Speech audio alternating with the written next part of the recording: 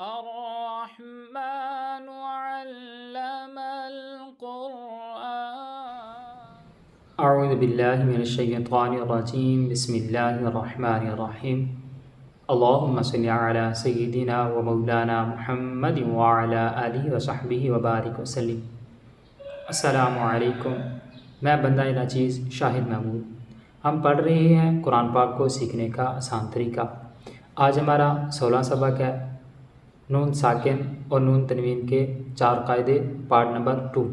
اس سے پہلے ہمارے 15 سبق ہو چکے۔ اس سبق میں ہم نون ساکن اور نون تنوین کے 2 قاعدے ادغام اور اقلاب پڑھیں گے۔ پہلے سبق میں اخفاء اور اظہار ہم پڑھ چکے، اس میں ہم سیکھیں گے ادغام اور اقلاب۔ تو چلیے شروع کرتے ہیں آج کا سبق۔ بسم اللہ الرحمن الرحیم۔ نون ساکن اور تنوین، پارٹ نمبر 2، ادغام اور اقلاب۔ ادغام کی تعریف: نون ساکن یا نون تنوین کے بعد حروف جر ملون، پچھلے سبق میں نے بتایا تھا جر ملون یا را میم لام واو نون، یہ حروف جر ملون میں سے کوئی حرف آ جائے تو ادغام ہوگا۔ را اور لام میں بغیر غنہ، مطلب غنہ نہیں کریں گے، اور باقی 4 حروف میں غنہ ہوگا تو وہاں پہ ہم غنہ کریں گے۔ میم میں بھی غنہ ہوگا، یا واو اور نون میں غنہ ہوگا، لام را میں غنہ نہیں ہوگا۔ پھر اس کے بعد اقلاب: نون ساکن یا نون تنوین کے بعد حرف با آ جائے تو وہاں اقلاب ہوتا ہے، یعنی ہم نون ساکن یا نون تنوین کو میم سے بدل کر پڑھیں گے، میم سے بدل کر پڑھیں گے، تو یہ اقلاب کا قانون ہے۔ تو ترتیب سے شروع کرتے ہیں، کچھ الفاظ میں آپ کو سمجھانے کی کوشش کرتا ہوں۔ پہلے ہم ادغام کی جو مثالیں ہیں وہ دیکھ لیتے ہیں، جیسے کاف زیر کی، تا کھڑا زبر تا، کی تا، با دو زبر یا بیں۔ آگے الف پڑھا ہے وہ نہیں پڑھیں گے، میں نے پیچھے بھی اسباق میں آپ کو بتا چکا ہوں کہ الف یا جو بیچ میں آ جاتا ہے اس کو ہم نہیں پڑھتے۔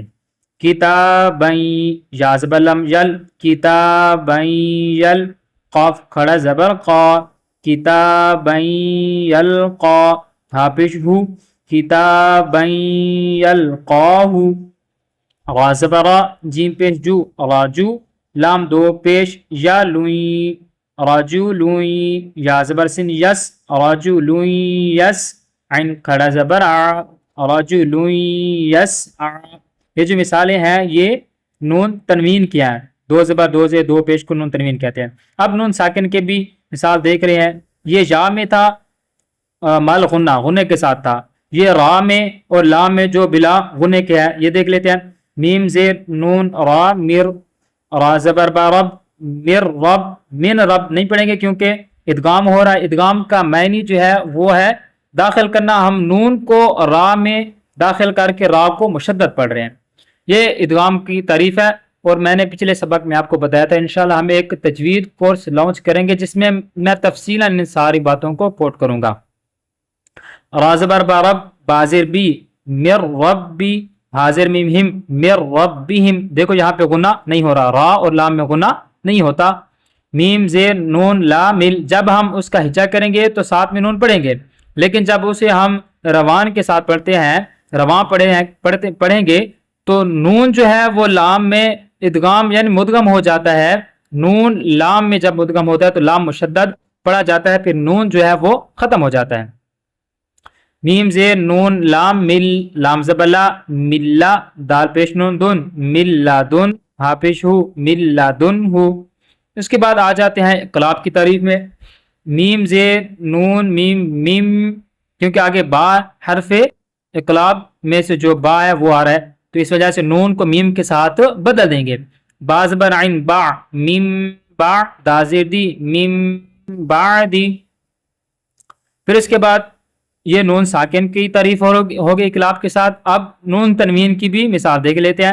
قاف زبر واو قو، لام 2 زبر میم لم، قولم، با زبر با، قولم با، لام زیر یلی، قولم بلی، غین 2 زبر غن، قولم بلیغن۔ نون تنوین کی مثال ہم نے پڑھی اقلاب کے ساتھ، اب ہم پڑھیں گے نون ساکن کی مثال اقلاب کے ساتھ۔ حمزہ زبر نون میم ام، باز حمزہ بی، ام بی، ہا پیش میم ہم، انبئہم۔